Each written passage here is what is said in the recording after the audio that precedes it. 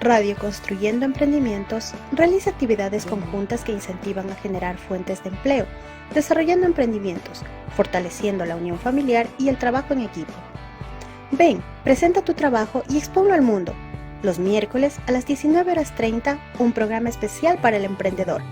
Construyendo Emprendimientos, un producto más de Grupo Constructor Social.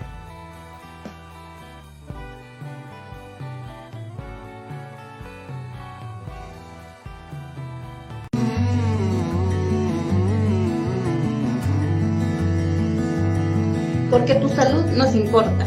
Nace el programa Hablemos de Salud con Mónica Arias, donde tocaremos temas de ayuda social, campañas médicas, trabajos que se realizan en los barrios y distintos sectores del país. Escríbenos al correo colectivogss@gmail.com, porque si vamos juntos, vamos lejos.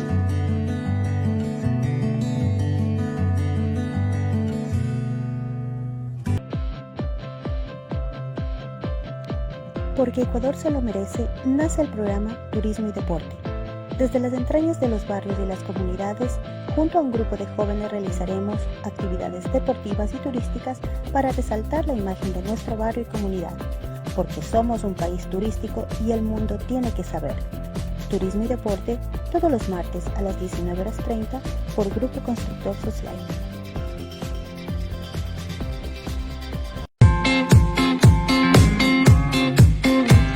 Afíliate al colectivo Grupo Constructor Social y accede a todos nuestros beneficios. Seguro de vida o muerte por cualquier causa. Asistencia médica ambulatoria y medicinas a nivel nacional por la red de farmacias. Asistencia exequial. Asistencia legal a nivel nacional. Y descuentos en todos los locales afiliados de Emprendedores Grupo Constructor Social y locales raíces, tiendas de barrio.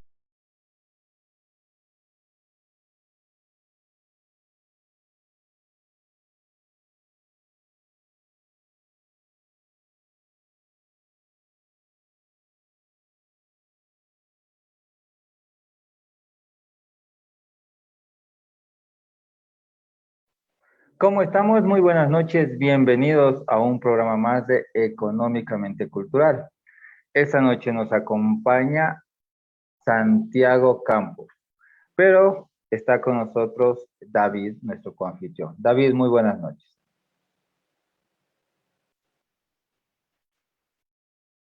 David, ¿nos escuchas? Creo que tenemos algunos problemas en la señal. Bueno, esta noche vamos a estar conversando con Santiago Campos y estaremos hablando de, bueno, la Casa de la Cultura. David, buenas noches. ¿Nos escuchas? Hola, muy buenas noches. Saludos a todos desde Guayaquil. Santiago, muy buenas noches. ¿Cómo estás, Ronald? Un gusto saludarlos. Aquí estamos, con gusto y con mucha energía, con mucha alegría una vez más en estas hermosas entrevistas del día viernes. Ok, bienvenido. Gracias, David. Bienvenido, Santiago. Muy buenas noches. Bienvenido a un programa más de Económicamente Cultural. Hola Ronald, muy buenas noches. Buenas noches David, a todos los compañeros que han hecho posible este espacio. Qué gusto poder acompañar esta noche, conversar un poquito sobre cultura, sobre arte, sobre las instituciones culturales y dar pues ahí una perspectiva también desde una visión desde los jóvenes, desde los artistas que estamos abriéndonos camino en este proceso. Gracias, Santiago. Bienvenido. David, ¿algo que nos quieras acotar para iniciar el programa? Bueno, en realidad saludar a todas las personas que siempre están con nosotros, gente fiel, gente leal que nos acompañan, gente que está vinculada directa o indirectamente con el mundo cultural, el mundo de las artes y los emprendimientos culturales. Y una vez más agradecerle a Santiago y con mucho interés, ¿no? Sabemos que estamos en un momento muy importante luego de todo lo que ha sucedido, el conocimiento general, lo que fue la pandemia, pospandemia, y ahora que se llama reactivación y estamos en momentos, por así decirlo, de coyuntura cultural a nivel nacional y es importante. Entonces vamos a aprovechar justamente esta coyuntura, por así llamarlo, que estamos en unas contiendas políticas dentro de lo que es la Casa de la Cultura. Sin embargo, me gustaría, me tomo a título personal también, que dentro del programa lo tenemos estimado, hablar de la Casa de la Cultura como tal, como la casa, ¿no? Ver a la Casa de la Cultura como lo que siempre hemos soñado tener, como nuestra casa, como nuestro refugio, como nuestro techo, tal vez como el hogar y el impulso que te protege, que es un aliado, que te aporta, que te da alcance. Vamos a conocer bastante de esto. Tengo algunas preguntas también, incluso, si me permiten, no sé si entremos en ciertos aspectos del organigrama, de funciones y tal vez aspectos legales dentro de las mismas funciones que ocurren dentro de nuestra Casa de la Cultura a nivel nacional y, si es posible, dentro del núcleo de Pichincha, que creo que es en el que más podría tener participación Santiago, o en el de Chimborazo, tal vez también, ¿no? Tal vez conozcamos un poco más el caso de Riobamba, y con eso también aportar a todos nuestros radioescuchas y a las personas que nos siguen por nuestras redes sociales a conocer un poco más, ¿no? de qué participación puedo tener yo dentro de la casa o qué participación la casa puede aportar dentro de mi carrera en caso de ser artista y dentro de qué sectores, toda esta hermosa labor que se supone las casas de la cultura tiene a favor de los artistas, ¿no? Por ahí va mi primera intervención. Un saludo. Gracias, David. Bueno, 9 de agosto de 1944. ¿Te recuerda esto algo, Santiago? Si no estoy mal, es la inauguración de la Casa de la Cultura, cuando inicia. ¿Me equivoco? Son setenta y Sí, seis años. Son 76 años de exactamente. existencia. Ajá. Sí, partiendo desde ahí, ¿cuáles fueron los objetivos de haber sido fundada la Casa de la Cultura? Ya, es interesante la pregunta y creo que tenemos que dar una respuesta desde una visión histórica, ¿no? Y contextualizarla. 1944, a ver, recordemos históricamente en el 41, el Ecuador tiene una invasión, un conflicto armado con el Perú. Perdemos la guerra, perdemos vergonzosamente la situación, el Estado no estaba preparado para afrontar esta situación, una crisis económica profunda. Entonces, un grupo de intelectuales de izquierda, encabezados por Benjamín Carrión, pues plantean, ¿no? Esta célebre frase que no podremos ser una potencia económica ni militar, pero seguramente, y sí, estamos convencidos de que seremos una potencia cultural. Con ese argumento se establece en la Constitución, en el Estado, la necesidad de construir una casa de la cultura que funde, ¿no? Que sea, como decía David, el espacio, el techo, el par de aguas para los artistas, para los gestores, para ir pensándonos en la cultura. Creo que desde esos 76 años, de ese inicio, hay que, como decía, tener una visión histórica porque hay procesos que van cambiando, que se van transformando en el camino. Eh, en ese momento, los intelectuales, esta idea del intelectual, ¿no? Aquellas personas que entienden como cierto conocimiento, que un poco están como más allá del bien y del mal, como por encima, digamos, del resto de la sociedad, se planteaban pues cómo construimos la identidad nacional, ¿sí? O cuáles son nuestros recursos o nuestras manifestaciones identitarias. Desde una visión, digámoslo, todavía muy criolla, muy mestiza, que no reconocía todavía la esencia indígena como tal. Y pues en estos 76 años creo que la cultura ha ido transformándose tanto teóricamente como contextualmente. Es decir, las visiones de los artistas han ido incorporando en distintos momentos una visión cada vez más amplia de lo que es la cultura, hasta que el momento en el que estamos ahora, en el que podemos decir que no existe una cultura, sino existen las culturas. Y las culturas son diversas, y las culturas no se mantienen de una vez y para siempre, sino que por el contrario están constantemente evolucionando. De ahí, esa visión de la Casa de la Cultura, creo que ahora es necesario, la visión con la que nació, es necesario repensársela, ¿no es cierto? 76 años después, no podemos históricamente, culturalmente, y esto desde la sociología, desde la antropología, no podemos seguir manteniendo la misma idea de cultura con la que nació la Casa de la Cultura.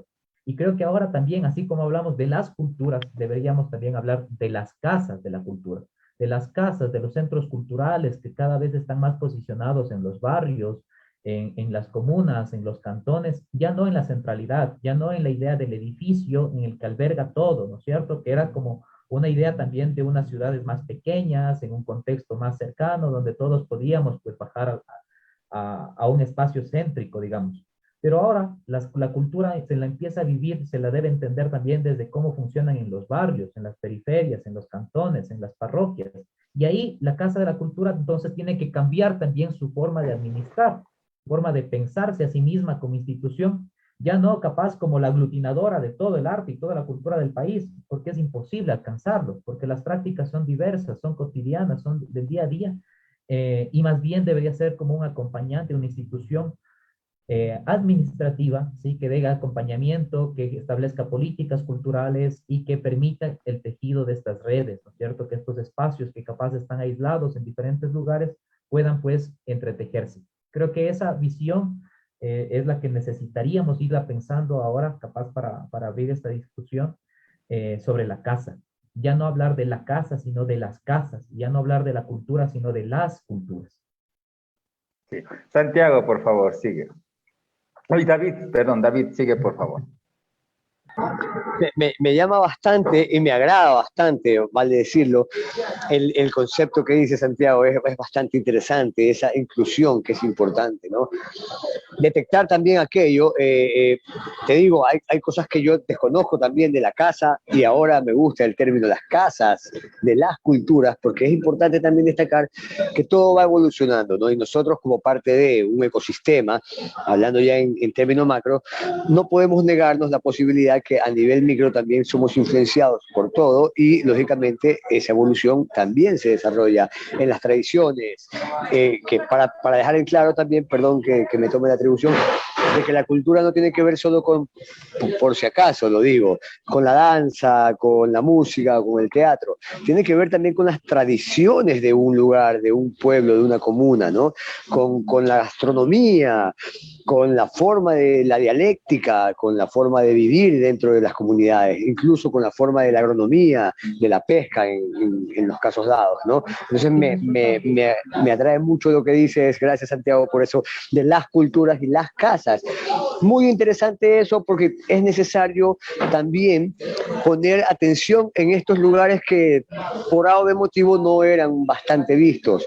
Al decir que la Casa de la Cultura ya como un núcleo, bueno, efectivo, si es que ha cumplido o no, no somos quienes para juzgarlo ahora, pero vamos a hablar de la parte estructural, tiene que diversificarse. Y ahora ir a los barrios o a las comunas es bastante interesante. ¿Cómo sería esa propuesta, digamos, en un caso óptimo, en un sueño creado? Le pedimos al genio que se cumpla, atraer o ir a las culturas o estudiarlas, encontrarlas, reconocernos en las culturas. Por ahí va hacia dónde va esto de las casas, de las culturas. Chévere, David. Justo empecemos con algo que también que para ir conectando con lo que mencionas, ¿no?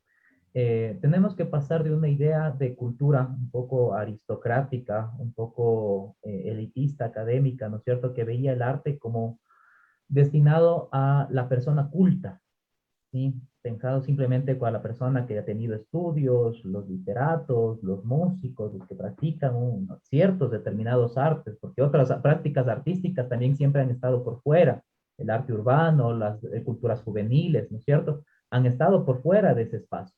Creo que esa visión aristocrática de la cultura es necesaria repensarse en nuestro momento histórico, ¿sí? No queremos decir que ya vamos a dejar de escribir o que la música académica perdió su momento, para nada. Totalmente, necesitamos seguirlo pensando, necesitamos seguirnos formando en eso, pero no conviven solas. La idea de hablar de las culturas implica como abarcar más prácticas, pensar la cultura no como únicamente reducida a las artes o a ciertas artes y con un acceso restringido, sino pensar la cultura como una práctica antropológica, una práctica comunicativa, social, constante. Nosotros, este momento, en este diálogo, estamos haciendo una práctica cultural. Nosotros cuando vamos al mercado a comprarnos un encebollado, unas papas con cuero, es una práctica cultural, como tú decías, estamos recurriendo a las tradiciones, a nuestras creencias. Viene ahí todo lo que es nuestra religión, nuestras tradiciones, nuestros gustos alimenticios, nuestros gustos deportivos, todo eso forma parte de la cultura. Una cultura que se vive, que se transita, que está en nuestras corporalidades constantemente. Ahora, esta visión, con ese contexto, ¿cómo pensamos entonces la casa de la cultura? ¿Cómo deberíamos pensar, como tú decías en esta idea imaginaria, qué debería pasar con la casa de la cultura? Nos obliga esta visión a pensar ya no en la casa de la cultura como la centralidad del proceso cultural. Es decir, solo aquí, solo en este núcleo está surgiendo la cultura, sino entender que la cultura está pasando cotidianamente en todas nuestras prácticas diarias, y por tanto, nosotros, cada una de las personas que nos están escuchando, somos ciudadanos y como ciudadanos tenemos derechos culturales. Pasamos de una visión de la cultura como práctica a una visión de la cultura como derecho. Y los derechos culturales están establecidos en estamentos internacionales, están garantizados por la Constitución del Ecuador. ¿Qué nos dicen los derechos culturales? Más o menos, ¿no es cierto? Que todas las personas tenemos derecho al acceso al rescate de nuestras tradiciones, a la práctica, disfrute de las artes, al encuentro en espacios seguros. Todo eso es cultura.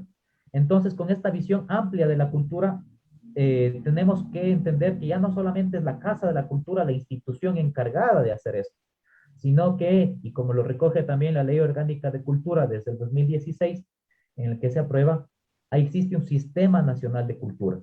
Este Sistema Nacional de Cultura está regido por el Ministerio de Cultura, quien debe ser el organismo que establece la política cultural, y todas las demás instituciones que tienen competencias sobre la garantía de derechos, es decir, los GAT municipales, GAT provinciales, las juntas parroquiales y otras instituciones, ¿no? Como la Casa de la Cultura, la Orquesta Sinfónica, el Ballet Nacional, etc.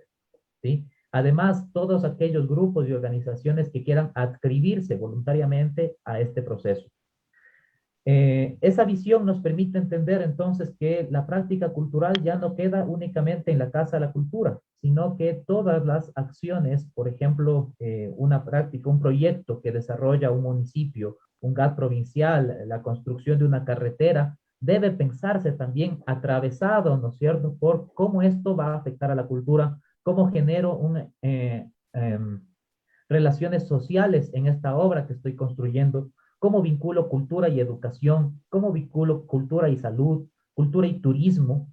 ¿Sí? Todas las prácticas humanas vendrían a formar parte o tendrían un componente cultural. Y es ahí donde el artista, el gestor, la persona preparada, ¿no es cierto?, en artes, puede desarrollar estos proyectos con esta visión para que la infraestructura, la obra, cualquier otro proyecto que se esté desarrollando en otro sentido, sea apropiado y sea un espacio adecuado para la práctica cultural, para que el barrio se involucre, para que se empodere de esta obra, para que generar vínculos, generar lazos, entretejer. Creo que la idea de tejido es como bastante gráfica para poder diseñarlo, ir pensando en esta nueva forma de pensar la cultura, que no es nueva, ¿no? Con esto concluiría. De esto se está hablando ya al menos unos 20 años, desde los estudios culturales, desde las prácticas de estudios comunicativos, pero poco a poco tenemos que ir descolonizándonos de esta idea aristocrática de cultura reducida a las artes.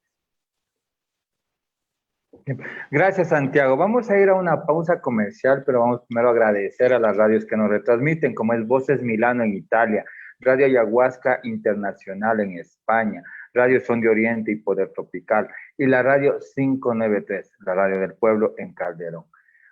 Y se une a la retransmisión Ayu Comunicaciones, una asociación de medios online que busca dar a conocer los nuevos programas que la ciudadanía está realizando. Vamos a una pausa comercial y regresamos.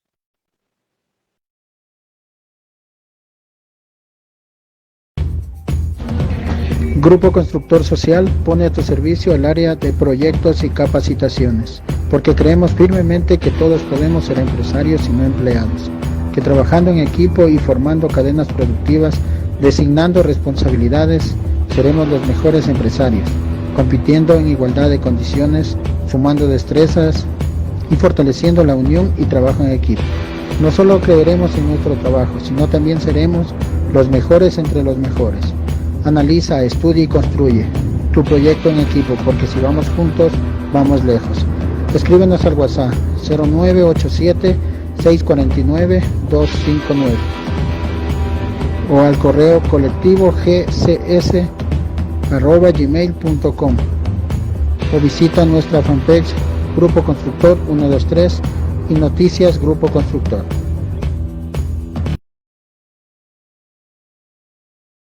La cultura es el eje principal, el desarrollo de los pueblos, es la forma de vivir y comunicarse. La cultura es deporte, lectura, poesía, teatro, canto, baile, música y mucho más, y se expresa de diferentes maneras. La cultura es nuestra forma de vivir. Kitu Sayari, el área cultural del colectivo Grupo Constructor Social, trabajamos y trabajaremos con todas las agrupaciones que decidan realzar la identidad de un pueblo, porque somos de un pueblo de culturas y estamos orgullosos de ser ecuatorianos. Solo trabajando en equipo saldremos adelante y rescataremos nuestra identidad, porque si vamos juntos, vamos lejos. Escríbenos al WhatsApp 0993-370757 o al correo colectivo gcs@gmail.com y visita nuestras fanpage Grupo Constructor 123 y Noticias Grupo Constructor.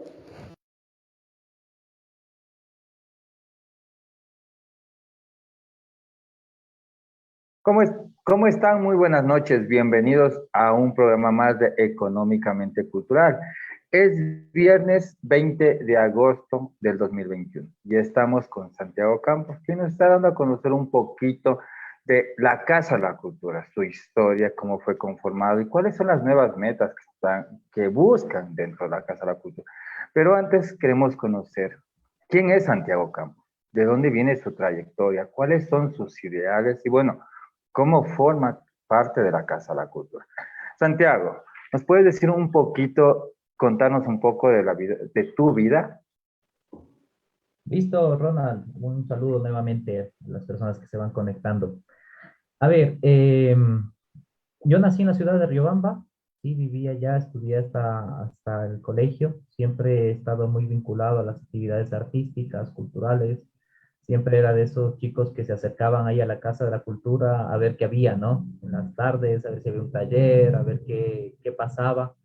No tenía todavía la idea de dedicarme a esto, de trabajar en esto, aunque siempre me gustó. Tuve la suerte también de que en mi familia, mi papá, mis tíos tenían un grupo musical, hacían música, pero no encontraba como mi espacio tampoco. Después de eso tuve la oportunidad de vivir un año en Guayaquil también, trabajando en algunos proyectos sociales, y después me vine a Quito a estudiar comunicación social. Soy licenciado en comunicación social, pero a la par empecé a estudiar teatro en el laboratorio Malayerba. Ya este gusanito del teatro empezó un poco en el colegio, tuvimos un espacio, un grupo ahí, después estuve en el grupo municipal, en el grupo de la Casa de la Cultura, en varias agrupaciones en Riobamba, y pues bueno, eso estaba ya ahí muy vigente. En el laboratorio Malayerba, en la ciudad de Quito, en esta escuela, conocí también a otros compañeros, a Ivania, a Michelena, a Andros Quintanilla, con quienes en el 2011 decidimos todavía como estudiantes formar un grupo de teatro, formar un proyecto, una compañía, que la hemos mantenido hasta el momento y creo que es uno de los mayores orgullos y de los procesos más fuertes, sobre todo en nuestro contexto donde mantener una compañía de teatro, un grupo, David capaz nos puede comentar también un poco, es bastante difícil, cada vez existen menos grupos, precisamente por las dificultades que genera, ¿no? Nuestro momento, porque vivir como del arte es bastante complejo, porque ahora lo que sucede mucho es agrupaciones que se forman para un proyecto específico, se acaba el proyecto y seguimos pues buscando por aquí y por acá. pero creo que la idea de grupalidad sí está atravesada también como un espacio de investigación, de una práctica constante, y mantenerla pues ya durante 10 años es como un privilegio. Entre las cosas que hemos conseguido, que hemos podido trabajar en este tiempo, en el primer año ganamos un concurso que había en la ciudad de Quito, Quito Chiquito, de teatro infantil. Ganamos, eso fue como el primer espaldarazo para decir, vale la pena, lo estamos haciendo bien, continuemos. En el 2014 fuimos la primera compañía ecuatoriana en estar en el festival más importante de teatro clásico en España, con una obra de teatro infantil igual, con Hamlet, un viaje de ida y vuelta. Volvimos a este festival 4 años después con una obra, la segunda obra que dirigí yo, Una Tempestad.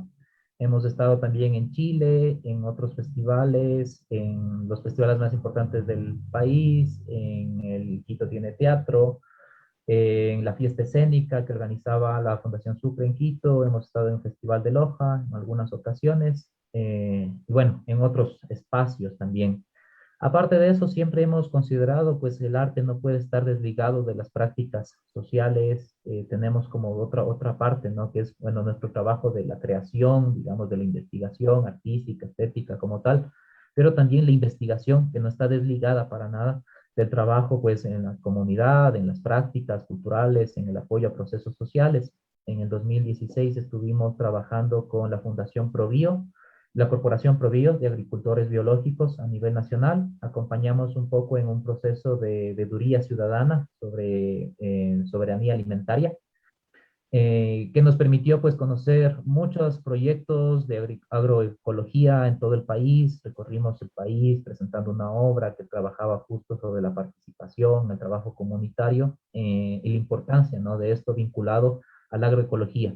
Justo un ejemplo de lo que planteaba hace un momento, de cómo la cultura, el arte puede vincularse completamente con cualquier otro campo del desarrollo social. ¿Qué más contarles? Por Tengo ahí un más par de bien paré. preguntas. Tengo un par de Claro, chévere. preguntas de lo que ibas contando. Este proyecto que dices que tuviste con agronomía, algo rural, ¿en qué año fue, perdón? Soberanía 2016 me alimentaria, parece. soberanía alimentaria, Soberanía alimentaria. 2016. Ajá. Interesante. Sí, sí. Cuéntame, ya que estamos en el tema de los festivales, que me pareció bastante interesante. Es un mundo muy bonito, el mundo del arte, hablando un poco de lo que decía Santiago, ¿no? Que hay que meterle mucha pasión, como todo, en realidad como todo, como toda profesión, hay que meterle ganas, mucha cabeza, muchas noches en desvelo, mucho esfuerzo, porque la palabra sacrificio no cabe aquí. Aquí cabe la palabra esfuerzo porque los réditos que te da son bastante maravillosos y uno se llena de mucha satisfacción en el mundo del arte. Y sí, es verdad que hay limitantes en la parte económica, sin embargo, la satisfacción, pero que también pagamos cuentas, o sea, los artistas no estamos exentos de pagar los impuestos, los pagamos, que sepa la comunidad entera, y aunque dicen que vivimos el aplauso, que es verdad, también pagamos cuentas. Y muchas veces tenemos que tener algunas carreras o algunas actividades extracurriculares a la nuestra pasión, para poder cubrir, qué sé yo, gastos básicos y etcétera. Sin embargo, vamos a esta parte bonita, que es la parte de los festivales, en los que te encuentras con otros grupos, a veces a nivel nacional, a veces a nivel internacional, te encuentras, valga la redundancia, con otras culturas, con otras formas de ver el mundo también, y es interesante. Quiero que me cuentes una anécdota del festival que más te haya llamado la atención, de que más te acuerdes, cuál es esa anécdota, y por sobre todas las cosas, tomando en cuenta de que yo soy una persona que estoy vinculándome recién al arte o al teatro o a la música, y que estoy interesado en saber cómo puedo participar yo, Santiago. ¿Tú qué me sugerirías a mí como un nuevo integrante del mundo y del acervo cultural? ¿Cómo hago para participar en esos festivales que se ve que es un mundo tan bonito? Y cuéntanos tu anécdota más chévere que hayas vivido en un festival. Chévere. Bueno, no sé cuál puede ser la anécdota. Eh, Capaz, cuando estábamos en Chile, nosotros, eso fue también 2016, si no estoy mal, estuvimos en el FanFest, un festival internacional de teatro para la infancia y la juventud. Eh, También fuimos el primer grupo ecuatoriano que pudo estar en este festival. Y claro, había un hotel, ¿no? Donde estábamos todos los grupos y nosotros pues muy formales, todos a las horas, no ha de valer reunirse. Y nos encontramos pues y nos llamaron los otros compañías, otros amigos de España y creo que eran de Colombia, que habían estado ya en el Zafarrancho, en uno de los espacios, en uno de los cuartos. Y nada, pues un espacio ahí cantando cada uno las canciones de sus países y bailando y un compartir súper súper chévere, ¿no? Nosotros al principio bastante recelosos, eh, no sabíamos cómo comportarnos porque eran ya personas igual con mucha trayectoria, compañeros de muchos años en el trabajo. Nosotros nos veíamos todavía como iniciando en ese proceso, pero justo creo que esa es de las cosas más bonitas que da el arte, ¿no? Estos espacios de encontrarte con otras culturas, de conversar, de ver que la gente es tan sencilla, sin muchos prejuicios que encuentras capaz en otro contexto. Eso es muy chévere. Eso como anécdota. Y de ahí contar un poco el cómo hacer. Creo que primero rescatando esto que decías, David, de pensar que el arte es un trabajo y tenemos que empezar a entenderlo también desde ahí. Eliminar esa visión romántica de que el artista no trabaja o el artista hace eso porque le gusta y está dispuesto a cualquier sacrificio. Que sí, un poco. Nosotros hacemos esto con pasión, ¿no? Cuando alguien está trabajando en algo que le apasiona, no ve la hora, se le pasa el día, se le pasa el tiempo, no siente hambre, está trabajando, pero después llegas a casa y tienes responsabilidades y tienes que pagar los impuestos y tienes que comer. Entonces, creo que posicionar que la cultura, que el arte es un trabajo, es una misión que pasa primero por nosotros, pero también por las instituciones. Y ahí retomo lo otro, ¿no? Y creo que ahí hay una gran deuda de las instituciones culturales, de las administraciones, porque se sigue pensando, por ejemplo, en la gratuidad o se sigue discriminando, se contrata a artistas internacionales a los cuales se les paga un precio más que justo, podamos decir, mientras que a nuestros propios artistas se nos entrega las migajas, ¿no? Se nos entrega como los espacios no tan adecuados para eso.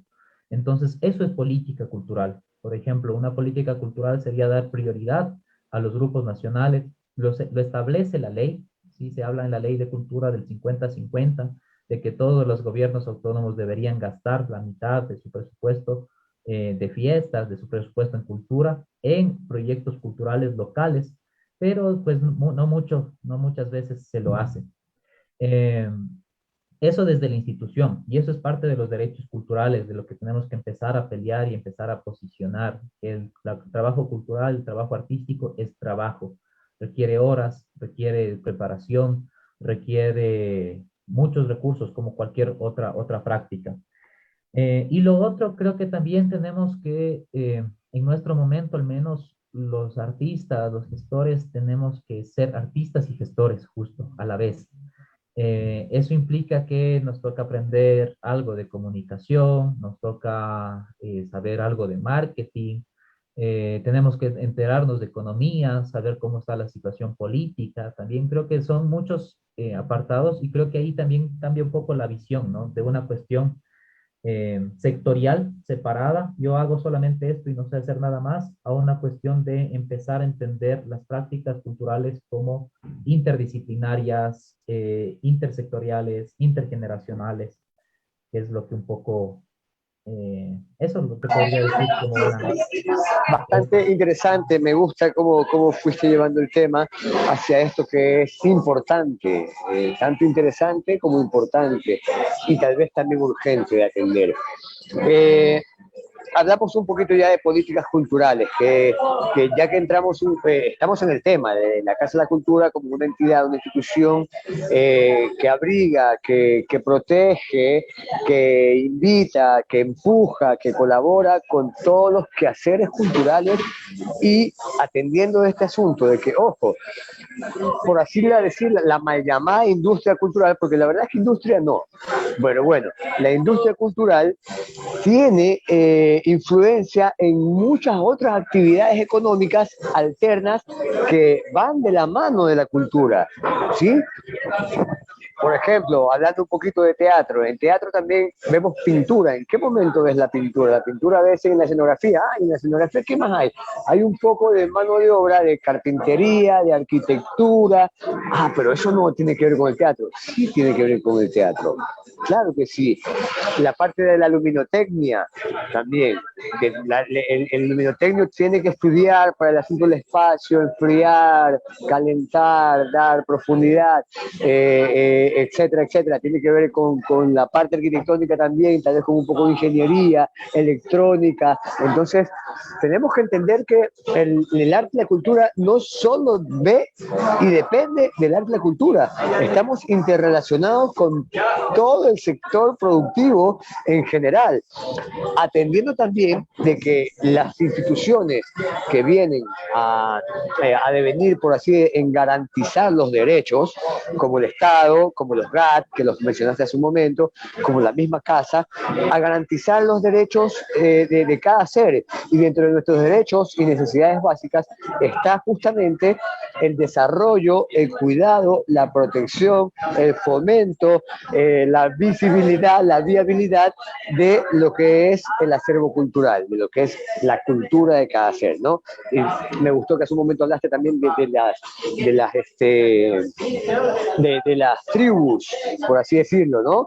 Que de las tribus nacen también culturas, por ejemplo, los raperos, los rockeros, los bailarines de diferentes, no solo del folclore, sino también de salsa, que no tienen que ver directamente tal vez con un núcleo cultural, pero que influyen, como dijimos, y a la larga se hacen como todo, o sea, como a lo largo de la historia de la vida, las migraciones, los puertos se han invadido de otras culturas que luego se fusionan y se genera la nueva cultura de cada lugar, ¿no?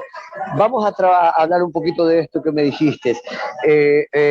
Me gusta que tengamos en claro y le comentamos a la gente que nos está siguiendo y a los que se van sumando, que estamos hablando justamente un tema núcleo de coyuntura en este momento, que es las casas de la cultura o la Casa de la Cultura Nacional, que está justamente en todos sus núcleos provinciales en un proceso de campañas y de elecciones.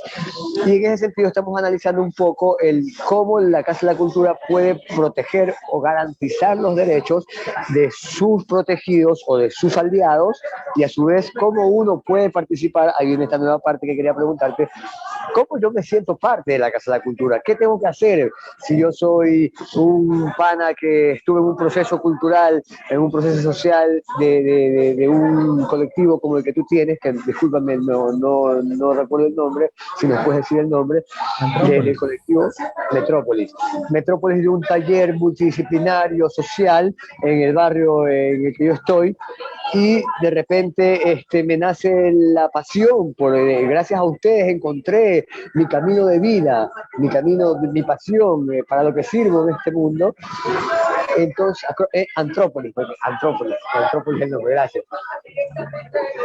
Ahora yo quiero ser parte de este mundo maravilloso, y no solo en el mundo fantasioso o en el mundo lindo, que sí lo tenemos, eso es lo que nos impulsa bastante los artistas, sino cómo participar yo dentro de este mundo de la Casa de la Cultura.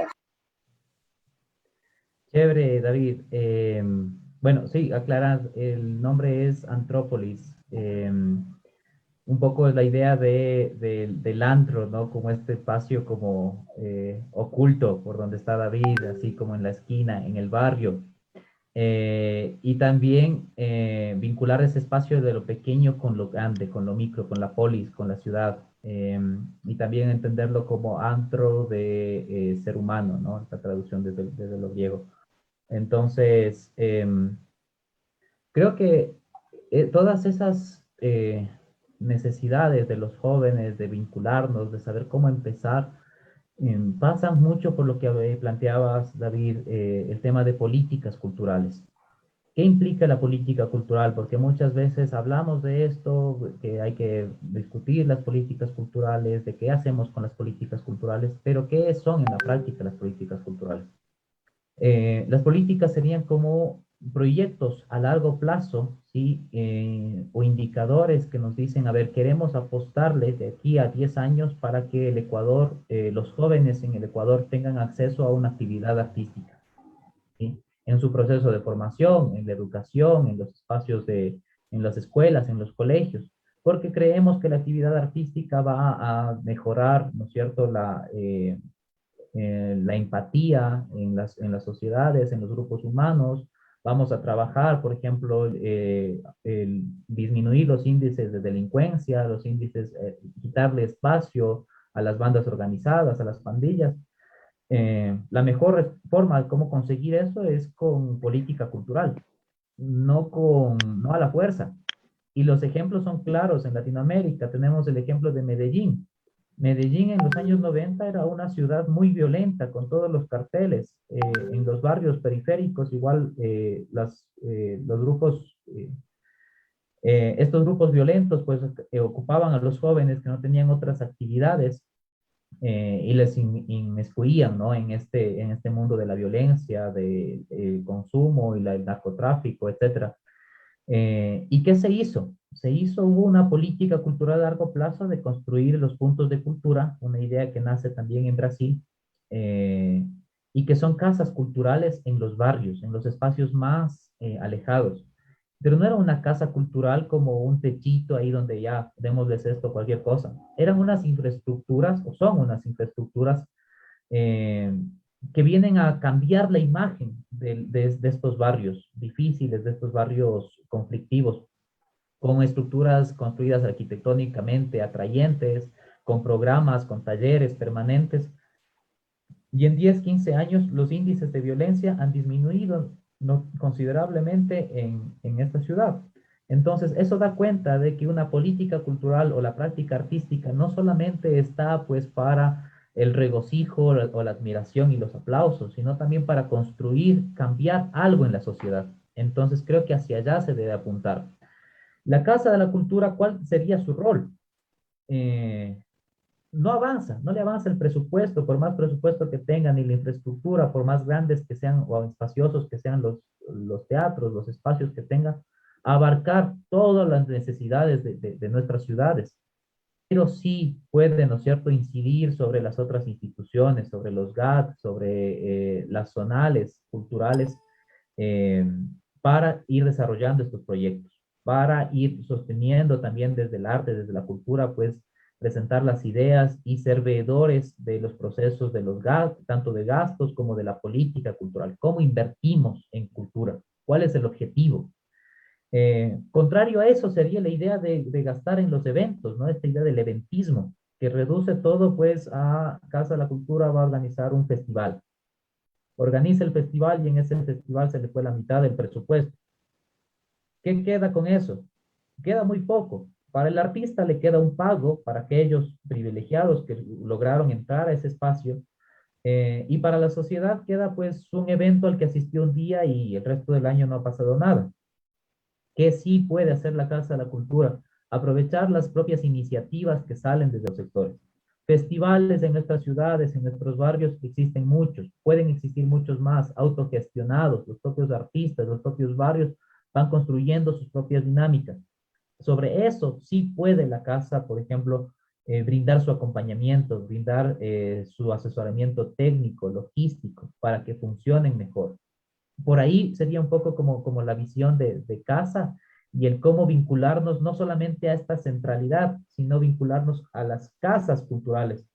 Un ejemplo más, en Quito existe la Comuna Quito, que vincula a 12 centros culturales y casas culturales en toda la ciudad, en el norte, en el centro, en el sur. Y dentro de sus estadísticas, ellos tienen que, por año, tienen un alcance con sus proyectos, sus talleres, sus presentaciones de 34,000 personas que lo están haciendo sin apoyo institucional, que lo están haciendo con el apoyo del barrio, con las mingas, buscando gestión, autogestionándose, ¿sí? La institución no alcanza a hacer eso, está muy lejos de hacer eso, pero desde lo independiente se lo está haciendo. Entonces creo que el trabajo, la política cultural debería ir enfocada no en ser los protagonistas sino en ser los acompañantes de los procesos que ya se están dando. Gracias, Santiago. Vamos a ir a una pausa comercial agradeciendo a las radios que nos retransmiten. Radio Voces Milano en Italia, Radio Ayahuasca Internacional en España, Radio Son de Oriente y Poder Tropical en Ecuador y las 593. y se une a la retransmisión Ayu Comunicaciones, una red de medios online que busca esto, capacitarnos a todos y generar una nueva línea de comunicación. Vamos a pausa comercial y volvemos.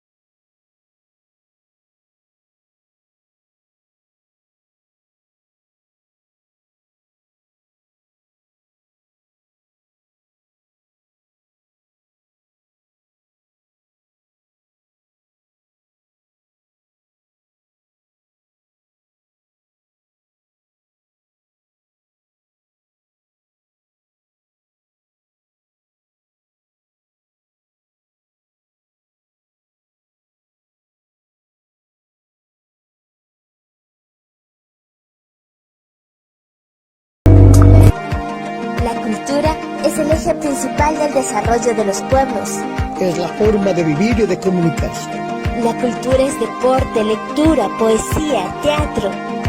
Canto, baile, música y muchas cosas más. Y se expresa de muchas maneras. La cultura es nuestra forma de vivir. Quito Sayari, el área cultural del colectivo Grupo Constructor Social.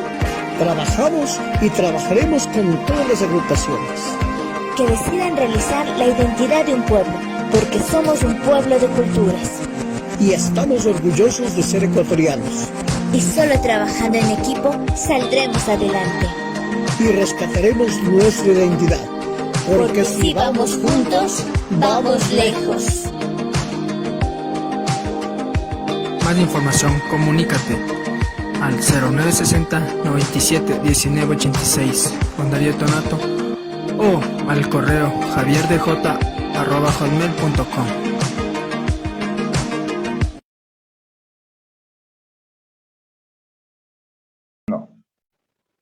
Buenas noches, bienvenidos a Económicamente Cultural. Bueno, estamos ya cerrando el programa. Esta noche hemos estado conversando con Santiago Campos y tratábamos el tema de la Casa de la Cultura.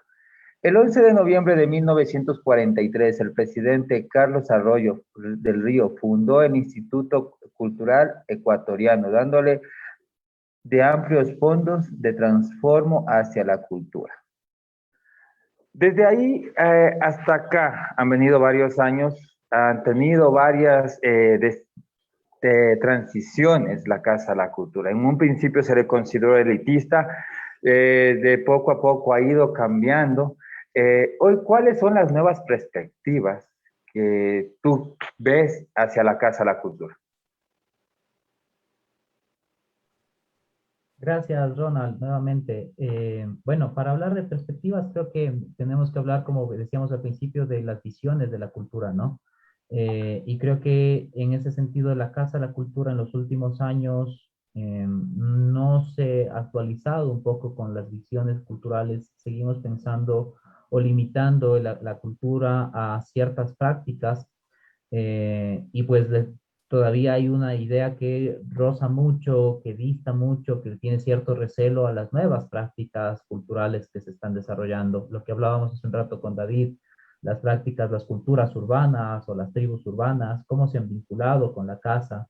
Y no se trata de generar un espacio para cada una, ¿sí? Porque nos faltaría como espacios, ¿no? Sino más bien de generar encuentros entre estas diferentes prácticas. Entonces, no sé, se me ocurre qué tal vincular la poesía con el hip hop, o vincular la poesía con el arte urbano, o vincular, no sé, el rock con la agroecología.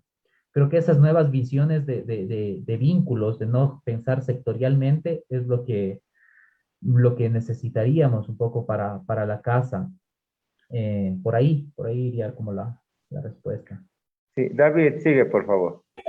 Sí, Claro, dentro de los deberes y derechos de la Casa de la Cultura está garantizar que se respeten, lo decíamos hace un momento, ¿no? Esto para la gente que se va sumando y para si alguien no logró escucharlo, eh, garantizar los derechos culturales tanto de los participantes dentro de las actividades culturales como el pueblo en general, como el público en general. Que aquí también viene una parte que quería consultarte, no sé, tal vez nos puedes dar algún criterio, Santiago, personal y al respecto del camino que has venido trazando, ¿no? Con lo que has estudiado, con la participación activa dentro de las artes escénicas y en general. La comunidad, ¿qué deber y qué derecho tiene al respecto de, por ejemplo, mencionaste en el bloque anterior los centros culturales independientes que me parecen estos guerreros de los barrios que también nos ayudan a fortalecer el arte y la cultura en ciertos sectores? La comunidad, en su ejercicio de exigir su derecho, también tiene el ejercicio de cumplir deberes al respecto dentro de una comunidad. ¿Cómo la comunidad puede participar con estos centros culturales para su beneficio también, pero también para aportar? O sea, de pronto un amigo nuestro quiere, o yo quiero hacer un proyecto. Sí, también te extraño, cosita. Oye, pero te veo después. Hasta pronto. Sí, muy bien. No, mejor tú cuelga primero. Esto es eco-biocultural en una comunidad en la costa ecuatoriana. Entonces, ya, yo aporto como un gestor, ¿no? Me tengo que estudiar leyes, ojo con la gente que nos está escuchando, que no está muy vinculada directamente, y los que están vinculados directamente con el arte, hay que estudiar las leyes, más no porque seamos abogados, sino porque en eso nos abrigamos y nos escudamos con una capa de protección y a la vez nos abre puertas en el momento en que quieras gestar proyectos. Es importante estar muy vinculado con los códigos, con la Constitución y con la Ley Nacional de Cultura. Hay que defenderla y aportar también si vemos que hay algo que sumarle, ¿no? Entonces, en base a esto, tú como un ser ecuatoriano, como un ciudadano ecuatoriano, con tus deberes y derechos de que exigen que te garanticen tus deberes como ciudadano, valga la redundancia, perdona, la alimentación, la seguridad, el transporte, la educación, y por ahí también tiene que ir la cultura. ¿Qué deberes y qué derechos asumirías o invitarías a la comunidad a participar dentro de estos centros culturales independientes? Qué interesante la pregunta, David. Déjame pensar por dónde vamos a responderla. Creo que lo primero sería ir pensando en que estos deberes y derechos deben ser apropiados. Y primero, para ser apropiados necesitamos conocer de eso. Y ahí, en ese conocer, sí es como un llamado de atención a las instituciones culturales, porque son ellas quienes deben fomentar, ¿no es cierto?, empezar a hablar en las políticas públicas a nivel nacional, en todas las instituciones, de derechos culturales, que es un tema que todavía no lo asumimos. Como tú decías, tenemos derecho a la alimentación, derecho a la salud, los derechos básicos, ¿no es cierto? Pero dentro de estos derechos también está el derecho a la cultura, derecho de tener acceso a una práctica cultural, el derecho a que se respeten mis costumbres, mis prácticas, mis formas de vestir, mi cultura a la que yo pertenezco, ya sea ancestral o sea una cultura urbana con la que me identifico, o sea una práctica artística, cultural, con la que yo quiero practicar, en la que me siento identificado. Tengo derecho primero que se respete eso, y segundo, tengo derechos también en cuanto al acceso. El acceso, el disfrute, el acceso a un libro, el acceso a un concierto, el acceso a una educación cultural, una educación en artes. En ese sentido, creo que las casas culturales o los centros culturales independientes que cada vez más empiezan pues a formarse y a abrirse en diferentes ciudades, en diferentes espacios, como tú decías, son un poco unos guerreros, unos visionarios que están transformando los espacios, desde no esperando la institución, muchas veces en contra de la institución o a costas de las políticas todavía muy cerradas de las instituciones, para llevar o para garantizar esos derechos a la ciudadanía, al barrio. Y pongo, por ejemplo, unos ejemplos de cuáles son las necesidades. Ahí pasa un tema primero por ordenanzas para estos centros culturales. No existe en el SRI, no existe en los municipios una categoría específica para centro cultural, lo cual implica, ¿por qué debería existir una categoría específica? Porque las prácticas de relaciones, las prácticas económicas que se ejecutan ahí, no son necesariamente unas prácticas económicas normales, sino donde hay una economía social, solidaria, donde se intercambian productos, donde el arte se intercambia pues con otros servicios que puede brindar la comunidad, etcétera, etcétera. Esa lógica entonces hace muy difícil el sostenimiento de estos espacios porque se los sigue vinculando, se los sigue pensando que son restaurantes, que son bares, que son cualquier otra cosa, y los impuestos pues como se siguen cobrando de la misma forma, sin considerar el valor simbólico y el valor cultural que estos espacios están brindando a la comunidad. Por otro lado, esta desinformación o este desconocimiento también, o capaz de un temor que existe en muchas comunidades, en muchos barrios, hace que la propia comunidad, los vecinos, al mismo tiempo, sobre todo al principio, sean bastante renuentes a estos espacios, ¿sí? Se abre un centro cultural y pues los vecinos empiezan a demandar que este es un espacio que no es adecuado para el barrio, que hay mucho ruido, hay demandas, les piden que se clausure estos espacios. Han pasado en diferentes lugares, hasta que poco a poco la comunidad va entendiendo que este espacio es un espacio más bien amigable, que le está brindando un servicio, unas puertas abiertas para conocer, para tener acceso al arte, a la cultura, para conocer otras prácticas, pero siempre como algo cuando es novedoso genera como unas resistencias, ¿no? Y ahí pues hay que hacer un trabajo constante, una lucha de empoderar a los vecinos. Poco a poco se van vinculando y van viendo que en este espacio pueden pues sus emprendimientos, sus trabajos vincularse, porque un evento que se genera en este espacio ya genera trabajo a la vecina que tiene al lado un restaurante, a la otra vecina de la tienda, entonces se va construyendo un ecosistema en torno a la cultura. Pero eso, lamentablemente, hasta ahora se lo está haciendo desde abajo, se lo está haciendo desde los sectores independientes. La institucionalidad cultural, los gobiernos municipales no entienden todavía o no aceptan estas nuevas formas de relacionarse, estas nuevas formas de organización social, y es pues una lucha constante, ¿no? Y volviendo al tema de la Casa de la Cultura, creo que visibilizar eso, posicionar eso, es un trabajo que sí lo puede hacer la institución y que necesitaría hacer la institución. Gracias, Santiago. David, una última pregunta concreta porque se nos va acabando el tiempo, lastimosamente el tiempo es corto aquí. Bueno, sí, Santiago, sin honor a ningún acervo político ni nada, tú Santiago, ¿qué me propondrías a mí, digamos, de colega a colega o de compañero a compañero o de ciudadano a ciudadano, para que se refuerce la Casa de la Cultura? ¿Qué me dirías a mí? A ver, amigo, yo creo que propondría desde mí, como ser, no pensando en política, no pensando en nada, que la Casa de la Cultura podría ayudarnos o podría aportar un poco más en este sector. Es como un consejo nada más, ¿no? Así, básico y sencillo. Porque es la última pregunta que tengo y espero que me regales un minuto luego para despedirme, Ronald. Ahí le dejo la pregunta.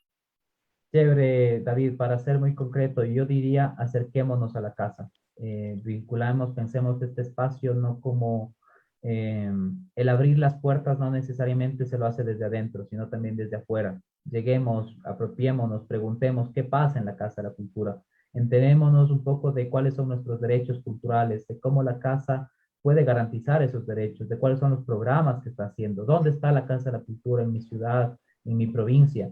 ¿Qué pasa en los cantones? ¿Cómo llega la Casa de la Cultura a los cantones? Creo que desde las demandas ciudadanas la institución tiene que empezar a responder. Y para eso tenemos que organizarnos, tenemos que construirnos en red y tenemos pues que ir un poco golpeando las puertas, porque los cambios no vienen desde arriba, no vienen desde la institución. Los cambios los damos desde la sociedad. Desde acá abajo vamos construyendo y la institución tiene pues que dar respuesta poco a poco a estos cambios. Eso, agradecerles Gracias. también para despedirme. Muchas gracias, Ronald, David, por esta conversación. Gracias por abrir este espacio. Sí. Gracias, Santiago, por acompañarnos esta noche. Gracias a David y a todos por habernos seguido esta noche. Antes de despedirnos, quisiera que nos des un mensaje, Santiago, a todas las personas que nos siguen y nos escuchan diariamente en los programas del Grupo Constructor Social. Bueno, invitarles, justo como decía hace un momento, a pensar que el arte y la cultura es una acción cotidiana de nosotros, no está restringida a nadie, y más bien pues tenemos derechos culturales y tenemos que ir exigiendo esos derechos, organizándonos para la exigencia de esos derechos, y el disfrute de las prácticas artísticas y culturales. Durante la pandemia ha sido el arte, ha sido la música, una canción, una película, un libro, los que nos han sacado de los momentos más difíciles. Entonces, reconozcamos también la valía y el trabajo que implica ese esfuerzo de muchos artistas y gestores en todo el país. Gracias, Santiago. David, nos estamos despidiendo. Un mensaje y, bueno, tus últimas palabras. En primer lugar, una vez más agradecer a todas las personas que nos acompañan, a todos nuestros radioescuchas y a la gente que nos sigue en redes sociales. Un fuerte abrazo a Santiago, un fuerte abrazo a toda la gente que trabaja contigo. Yo sé que conocen mucho de lo que estás hablando, defienden a capa y espada el arte y la cultura, y eso es bastante loable y bastante plausible. Gracias por esos consejos también, hermano.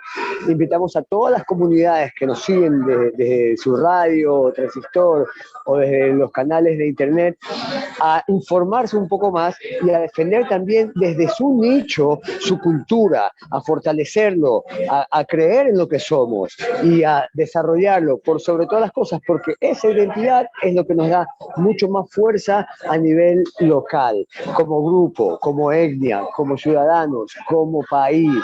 Fortalezcamos esas raíces, esa identidad, y obviamente también estudiemos las leyes, más no porque, insisto, no es un asunto de que tengamos que protegernos legalmente, y a la vez sí, así como dice Santiago, tocar puertas, y perdón que lo diga, a veces incluso hay que poner a ciertos compañeros que nos representan institucionalmente en cargos públicos y recordarles que nosotros sí estamos al tanto de las leyes, y si vamos nosotros a comunicar o a pedir o incluso a exigir algún derecho cultural, que es importante saber que podemos exigirlo, decirle que estamos al tanto con la norma aquí y en el corazón, que no estamos pidiendo o exigiendo nada que no está contra la ley, sino que estamos a favor de la ley y de nuestros derechos culturales, y que los venimos a defender con alma, vida y corazón. Que por favor recordemos que el arte es una de las expresiones más humanas del ser humano, valga la redundancia, que el arte nos libera, el arte sana, salva, y el arte ayuda a desarrollar grandes ciudades, grandes comunidades, grandes civilizaciones. Conocemos de parte de muchos otros países o de muchas otras civilizaciones que el arte los ha llevado a desarrollarse en muchas otras áreas. Recordarles también que el mundo del arte está muy vinculado con otras áreas estratégicas. Por ejemplo, la señora que hace limpieza en el teatro lleva su pancito a su casa, la señora del bar. Y me permite en este momento que estuvimos hablando de las tribus, que son importantes en el desarrollo y el crecimiento de las comunidades y de las actividades culturales. Estoy ahora justamente invitado en un lugar en donde aquí la tribu urbana es el rock. Se llama Kruger Rock Bar. Estos amigos son también gestores culturales que desarrollan conciertos, ferias, festividades, poesía y diferentes otras actividades. Invitan a la comunidad a participar. Son independientes, y también a veces algunas instancias institucionales vienen a incurrir a lo que decías, no demandas o porque hacen bulla, y no se dan cuenta que en realidad lo que estamos generando es comunidad cultural. Invito a todos a sumarse, a informarse y a seguir desarrollando esta economía económicamente cultural, porque en la economía en el país también genera mucho Producto Interno Bruto.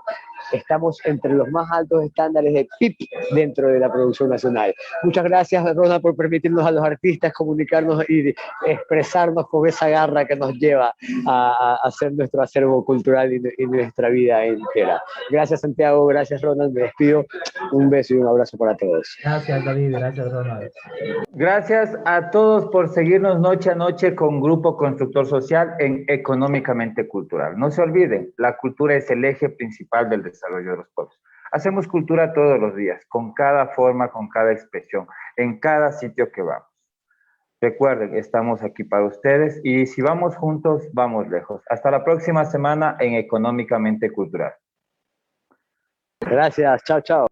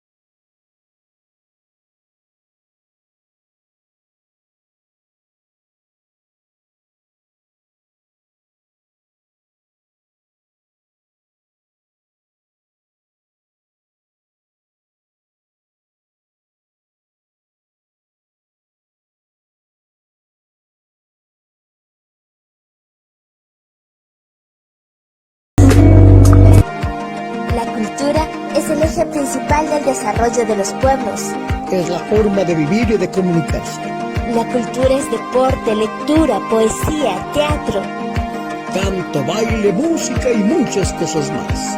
Y se expresa de muchas maneras. La cultura es nuestra forma de vivir. Quito Sayari, el área cultural del colectivo Grupo Constructor Social. Trabajamos y trabajaremos con todas las agrupaciones que decidan realizar la identidad de un pueblo, porque somos un pueblo de culturas. Y estamos orgullosos de ser ecuatorianos. Y solo trabajando en equipo saldremos adelante. Y rescataremos nuestra identidad. Porque si vamos juntos, vamos lejos. Más información, comunícate al 0960 97 19 86 con Darío Tonato o al correo javierdj@hotmail.com.